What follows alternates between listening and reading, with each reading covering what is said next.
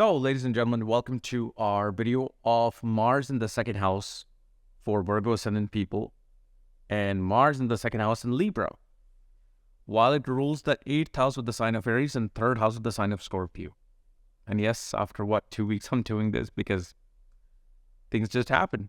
You know, other ideas come in, other video ideas come in. So we're going to cover this today. And as always, if you do not know if you have this particular position, what sign it's in, what nakshatra it's in, along with all your astrological details, first check out the links here, KRSastrology.com, where you'll find my books, reports, consultations, and link to my academy, Vedic Astrology Academy, where you will learn all kinds of things, including some new things that are coming up soon.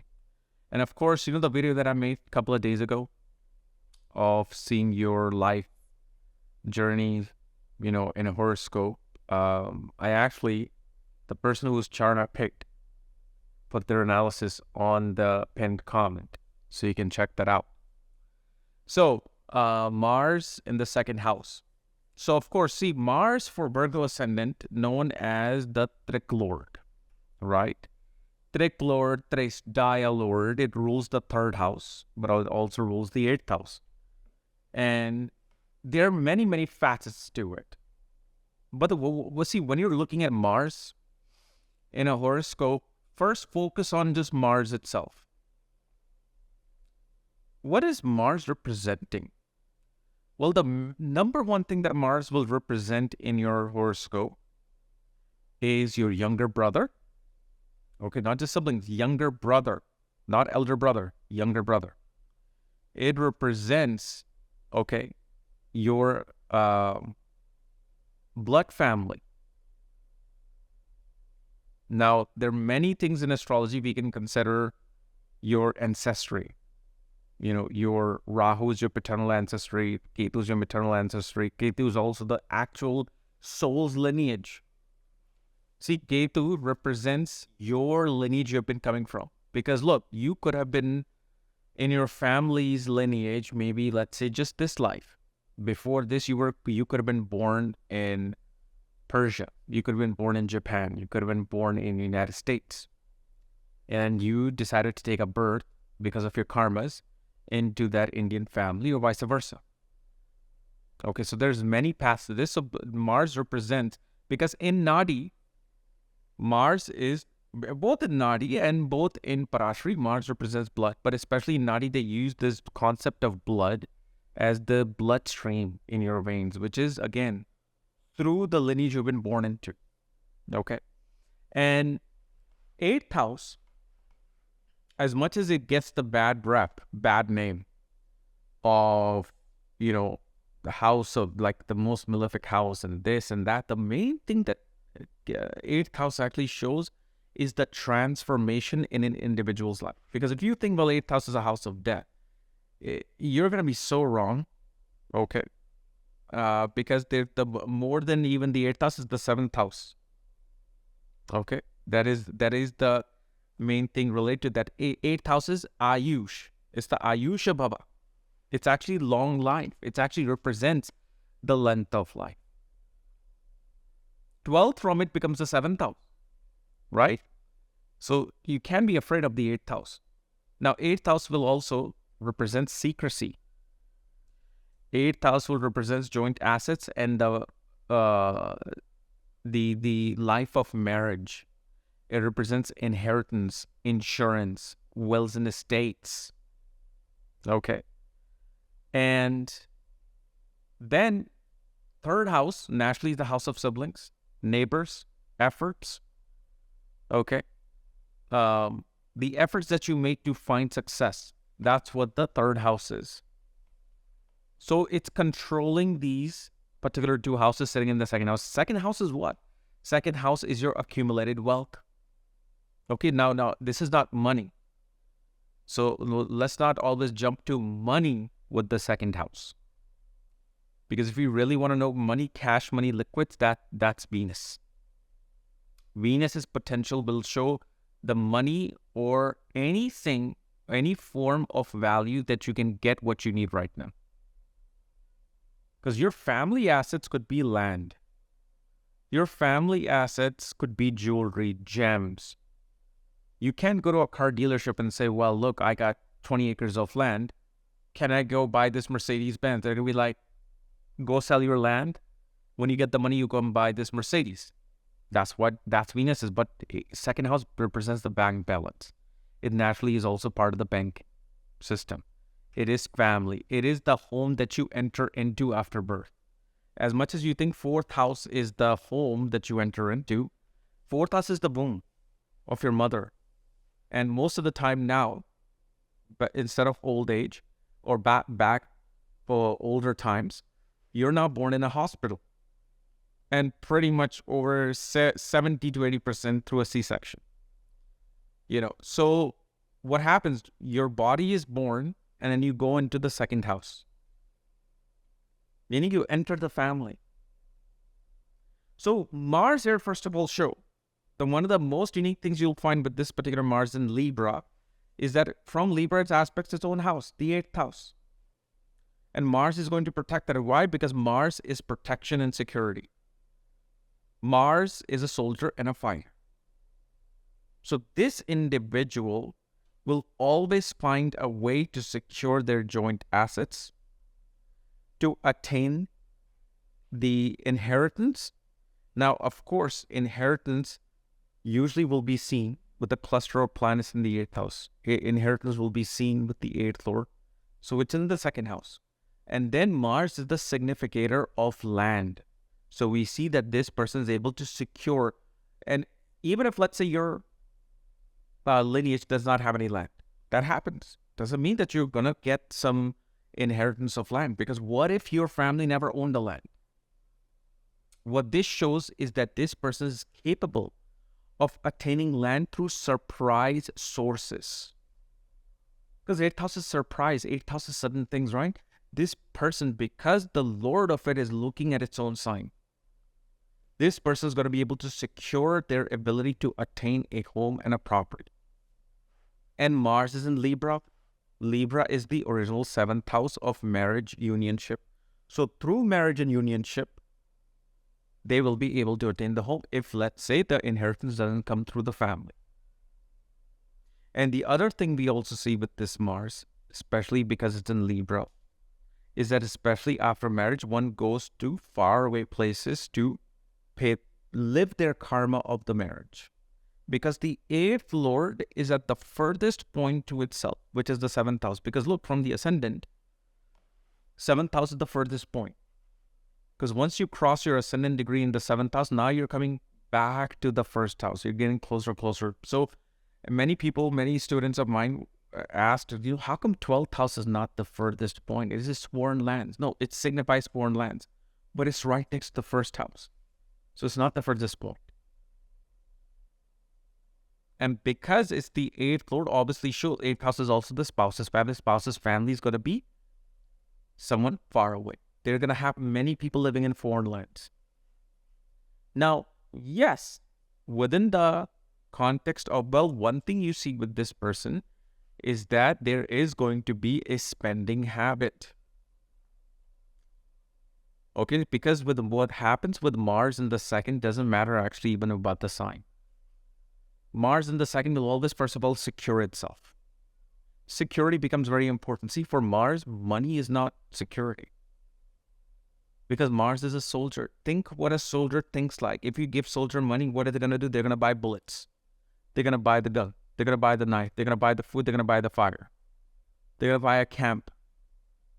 Because if it's so cold out in the battlefield, they're going to secure themselves. So always this person, you're going to see, especially when it activates post-marriage, their spending habits will, like, for example, they go to a grocery store.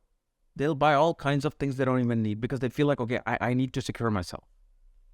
You'll see this even with Mars looking at the second house, aspecting the second house.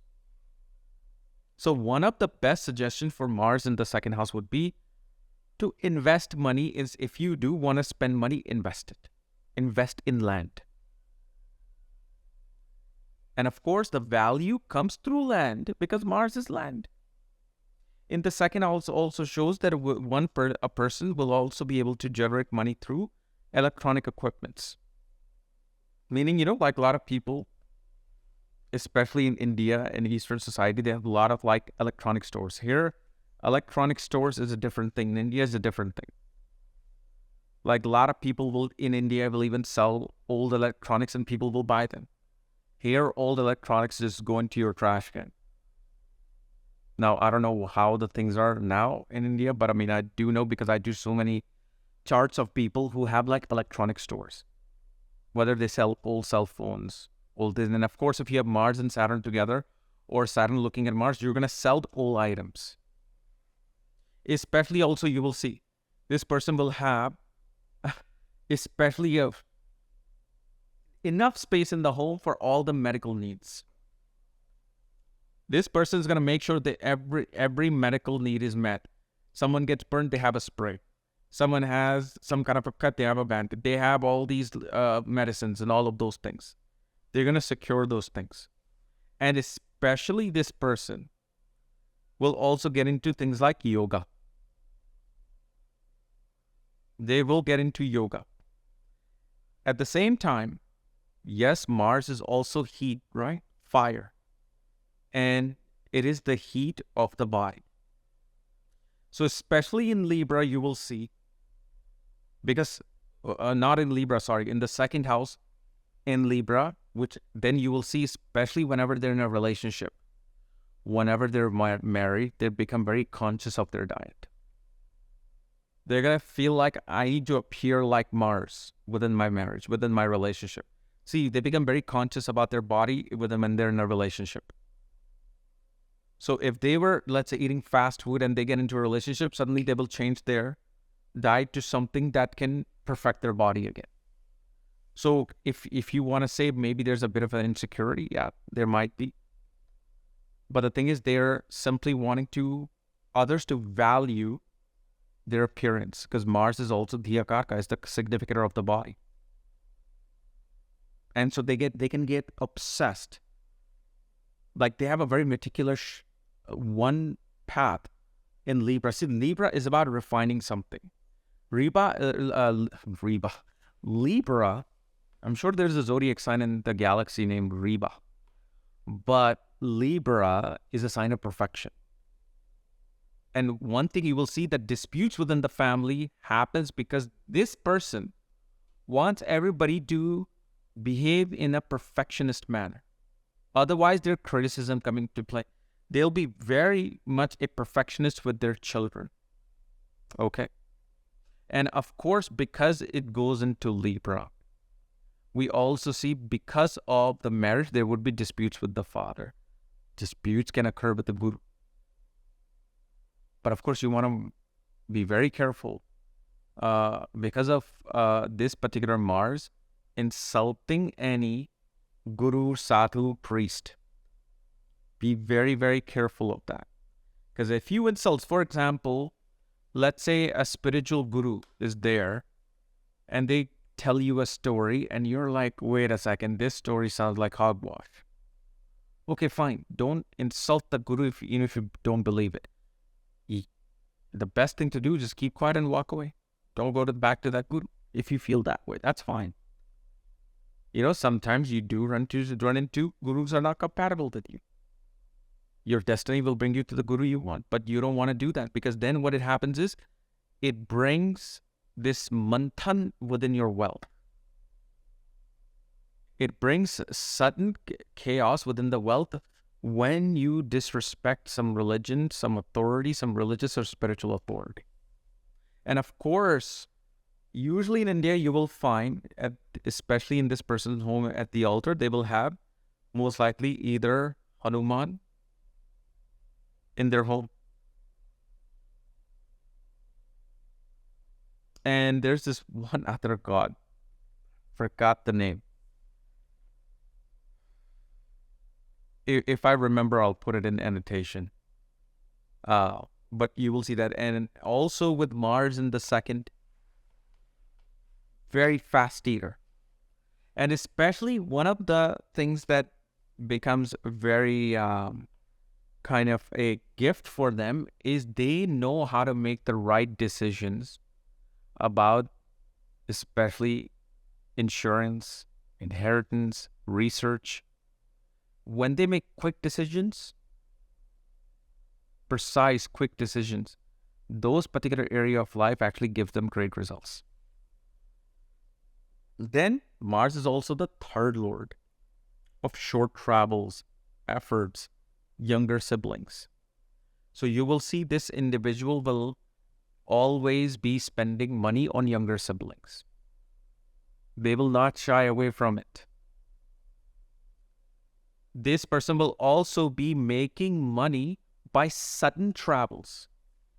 Whenever sudden travel comes in, just know somehow money is going to come. Maybe it may not come through travel, but it will come. The Scorpio is in the third house. Sudden travel activates your Mars. And where is Mars? In the second house.